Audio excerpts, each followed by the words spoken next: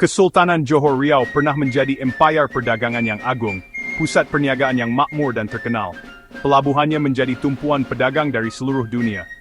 Kegemilangan ini berubah apabila kuasa asing mula mengancam kedaulatan Johor Riau, menandakan bermulanya cabaran besar. Johor Riau berdepan dengan ancaman Portugis. Kejatuhan Melaka menjadi peringatan, namun Johor Riau bangkit sebagai pewaris semangat dan kedaulatan Melayu. Kejatuhan Melaka bukan penamat kepada segalanya.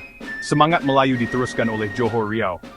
Sebaliknya, ia adalah permulaan kepada sebuah perjuangan baru. Dari sisa-sisa kegemilangan, lahirlah Kesultanan Johor Riau, sebuah kerajaan yang mewarisi semangat dan cita-cita Melayu.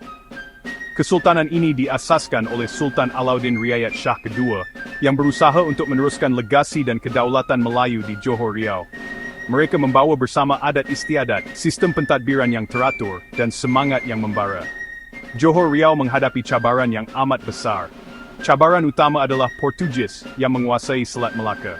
Portugis menganggap Johor Riau sebagai ancaman utama.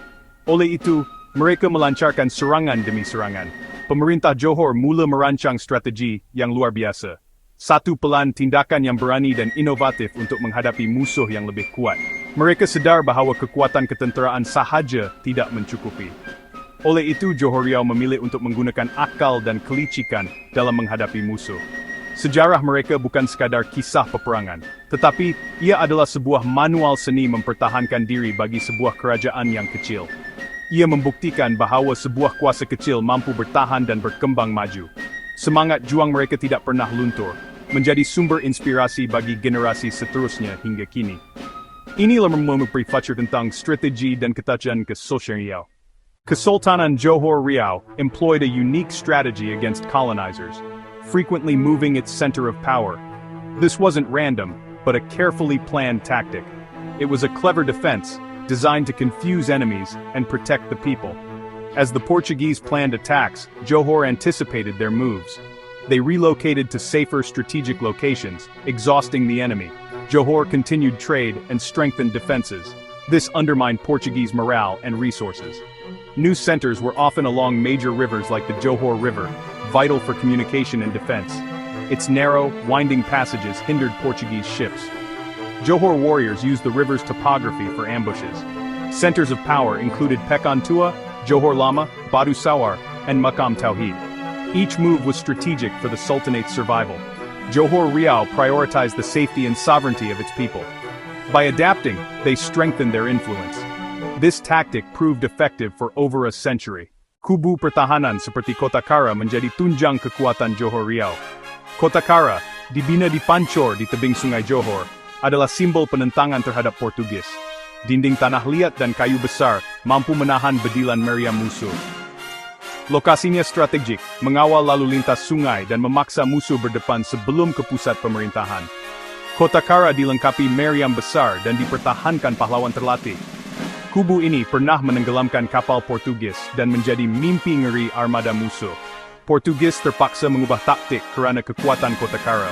Kota ini bukti kepintaran jurutera dan strategi Melayu.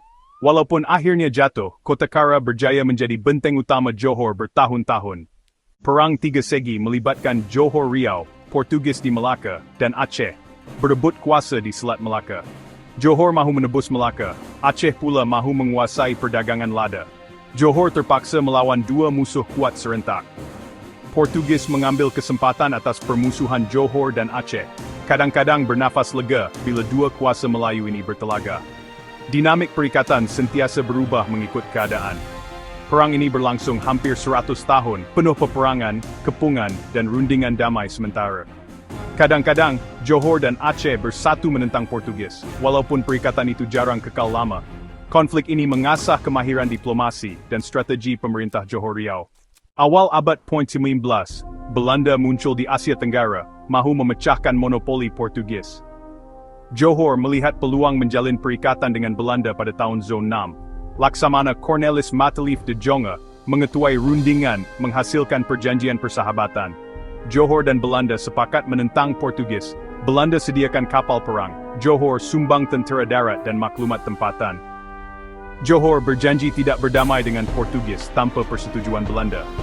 Jika Melaka ditawan, kota itu milik Belanda, Johor bebas berdagang. Perikatan ini contoh diplomasi bijaksana Johor menggabungkan kekuatan tempatan dan teknologi Eropa.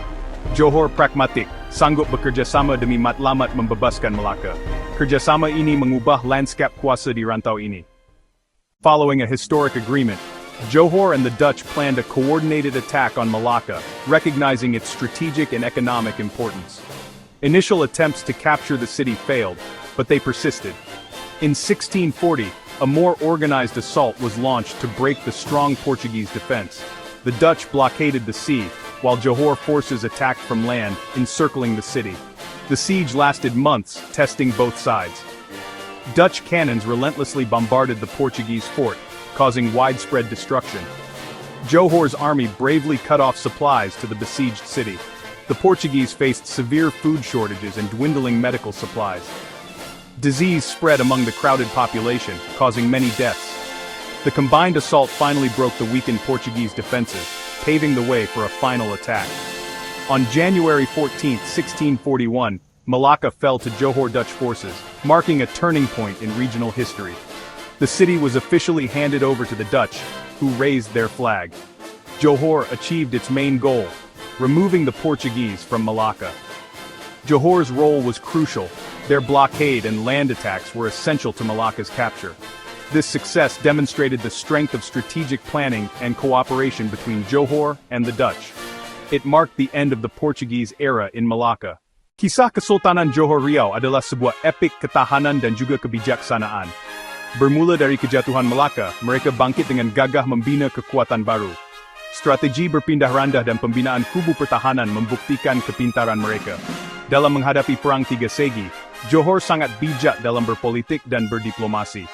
Perikatan yang terjalin dengan Belanda membuahkan kemenangan besar menyingkirkan Portugis. Sejarah yang gemilang ini mengajar pentingnya strategi, kerjasama, dan juga semangat juang.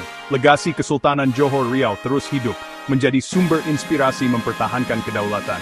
Warisan yang berharga ini patut dibanggakan dan dipelajari generasi kini.